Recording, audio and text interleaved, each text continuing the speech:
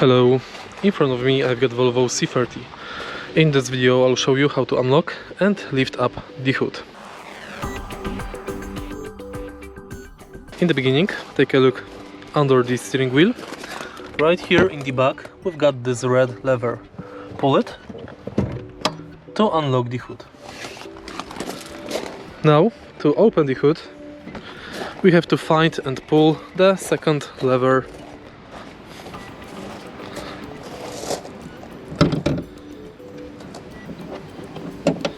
Which is located right here on the left side from the center.